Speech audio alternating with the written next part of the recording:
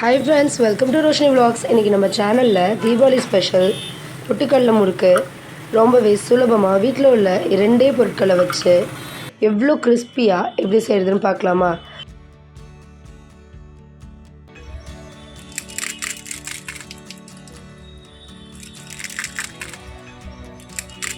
நான் சொல்கிற சின்ன சின்ன டிப்ஸ் ஃபாலோ பண்ணிங்கன்னா பிகினர்ஸ் கூட இந்த முறுக்கை ரொம்பவே சுலபமாக வீட்டிலேயே கிறிஸ்பி அண்ட் சாஃப்டாக செஞ்சிடலாம். வாங்க முறுக்கு எப்படி செய்கிறதுன்னு பார்க்கலாம். முறுக்கு செய்கிறதுக்கு நான் இங்கே 1 கப் பொட்டுக்கடலை எடுத்திருக்கேன். உங்களால் எவ்வளோ நைஸாக அரைக்க முடியுமோ அந்த அளவுக்கு நைஸாக அரைச்சிக்கோங்க. ஒரு சல்லடையில் அந்த மாவை சேர்த்து நல்லா சலிச்சு எடுத்துக்கோங்க. எந்த விதமான கடப்பும் இல்லாமல் நல்லா சாஃப்டாக சலிச்சு எடுத்துக்கோங்க. நம்ம இங்கே 1 கப் பொட்டுக்கடலை மாவு எடுத்திருக்கோம். 1 கப் பொட்டுக்கடலை மாவுக்கு தாராளமாக மீடியம் சைஸ் முறுக்காக இருந்ததுன்னா 30லேருந்து 35 முறுக்கு வரைக்கும் நீங்கள் சுடலாம். நீங்கள் பெரிய சைஸ் முறுக்காக சுட்டிங்கன்னா கூட உங்களுக்கு மினிமம் 25லேருந்து 30 முறுக்குகள் வரைக்கும் கிடைக்கும். நான் இங்கே 1 கப் பொட்டுக்கடலை மாவுக்கு 2 கப் அரிசி மாவு சேர்த்துருக்கேன். நீங்கள் எந்த விதமான அரிசி மாவு கூட சேர்த்துக்கலாம். கடையில் வாங்கினதாக கூட இருக்கலாம், இல்லை ரேஷன் அரிசி மாவு, இடியாப்ப மாவு, எந்த மாவுமே நீங்கள் சேர்த்துக்கலாம். பொட்டுக்கடலை மாவு எந்த கப்பில் எடுத்தீங்களோ அதே அளவுக்கு அதே கப்பில் 2 கப் மாவு சேர்த்துக்கோங்க. நீங்கள் சேர்த்த அரிசி மாவுமே நல்லா சலடையில் எந்த விதமான கடப்பும் இல்லாமல் சலிச்சு எடுத்துக்கோங்க.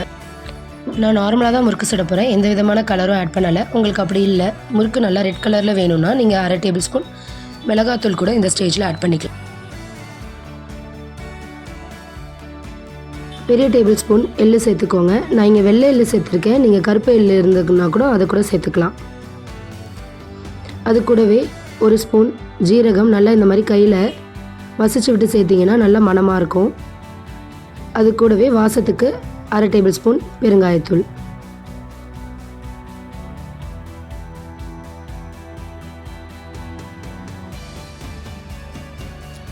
தேவையான அளவு உப்பு சேர்த்துக்கோங்க. நான் இங்கே 1 கப் பொட்டுக்கடலை மாவுக்கு 1 ஸ்பூன் உப்பு சேர்த்துருக்கேன். உப்பு தேவைக்கேற்ப பார்த்து சேர்த்துக்கோங்க. இதை நல்லா ஒரு மிக்சிங் பவுலில் மிக்ஸ் பண்ணி எடுத்துக்கோங்க.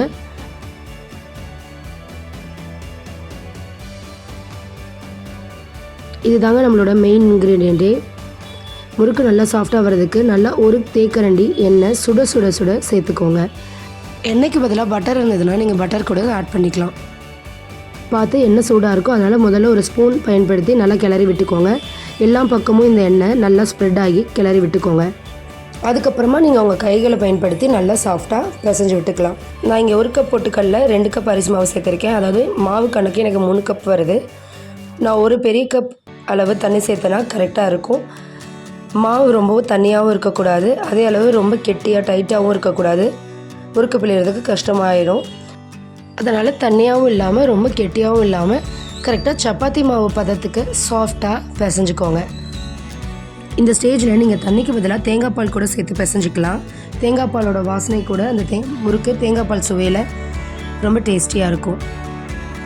தேவையான அளவு தண்ணி கொஞ்சம் கொஞ்சமாக பார்த்து சேர்த்துக்கோங்க, ரொம்ப தண்ணி ஆகிடக்கூடாது.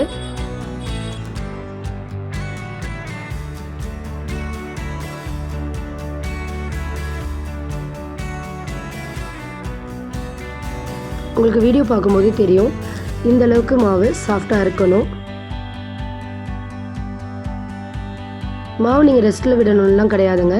ஒரு 10 மினிட்ஸ் நீங்கள் எண்ணெய் சூடாகிற அளவுக்கு அது ரெஸ்ட்டில் இருந்தால் போதும். உங்களுக்கு தேவையான அளவு மாவை ஃபஸ்ட்டு எடுத்துக்கோங்க, மிச்ச மாவை மூடி போட்டு மூடிடுங்க. மாவு காயாமல் இருக்கணும்.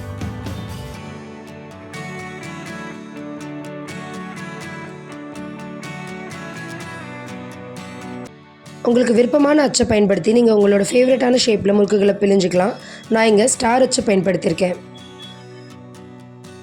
நீங்கள் பிகினர்ஸாக இருந்தீங்கன்னா டைரெக்டாக முறுக்கை எண்ணெயில் பிழியறதுக்கு முன்னாடி ஒரு முறை இந்த மாதிரி இலையிலையோ இல்லைனா தட்டில் முறுக்கு முதல்ல பிழிஞ்சு பாருங்கள். உங்களுக்கு முறுக்கு நல்லா பிழிய வந்ததுக்கப்புறமா நீங்கள் எண்ணெயில் பிழிஞ்சு விட்டுக்கலாம். அப்படி முறுக்கு எண்ணெயில் டைரெக்டாக பிழிய முடியாதவங்களுக்கு ஒரு சீக்ரெட் டிப்பும் இருக்குது. அது என்னன்னு தெரிஞ்சுக்கணுன்னா வீடியோ ஃபுல்லாக பாருங்கள். எண்ணெய் சூடாக இருந்துச்சான்னு செக் பண்ணுறதுக்கு கொஞ்சமாக மாவு எடுத்து அதில் சேர்த்து பாருங்கள். ஸோ எண்ணெய் நல்லா சூடாக இருக்குது. இப்போ உங்களுக்கு விருப்பமான ஷேப்பில் முறுக்குகளை நீங்கள் பிழிஞ்சு விட்டுக்கோங்க. முறுக்கு சுடும்போது எண்ணெய் ரொம்பவே ஹை ஃப்ளேமில் இருந்ததுன்னா முறுக்கு உடனே செவந்துடும், ஆனால் உள்ளே மாவு வேகாமல் இருக்கும். அதே சமயம் ரொம்ப லோ ஃப்ளேமில் இருந்தால் கூட முறுக்கு வச்சுக்குன்னு ஆயிரும். ஸோ அதனால் நீங்கள் கரெக்டாக மிதமான சூட்டில் மீடியம் ஃப்ளேமில் பயன்படுத்தி முறுக்கை சுட்டு எடுத்துக்கோங்க. அவ்வளோதாங்க, நம்மளோட சுவையான முறுக்கு வெந்து தயாராகிருச்சு. டைரெக்டாக எண்ணெயில் முறுக்கு பிழிய கஷ்டமாக இருக்குதுன்னு நினைக்கிறவங்க ஒரு கரண்டியோட பேக் சைடில் இந்த மாதிரி உங்களுக்கு விருப்பமான முறுக்குகளை பிழிஞ்சு விட்டு அதுக்கப்புறமா நீங்கள் எண்ணெயில் சேர்த்து கூட பொரிச்சு எடுத்துக்கலாம். அவ்வளோதாங்க, சுலபமான முறையில் கிறிஸ்பி அண்ட் டேஸ்டியான முறுக்கு எப்படி வீட்டிலேயே இன்ஸ்டண்ட்டாக செய்கிறதுன்னு பார்த்தோம். இந்த வீடியோ பிடிச்சிருந்துன்னா மறக்காமல் ரோஷனிஸ் vlog சப்ஸ்கிரைப் பண்ணிக்கோங்க. அண்ட் உங்களுக்கு எந்த தீபாவளி ஸ்வீட் பிடிக்குன்றதை மறக்காமல் கமெண்ட்டில் சொல்லிட்டு போங்க. தேங்க்ஸ் ஃபார் வாட்சிங்.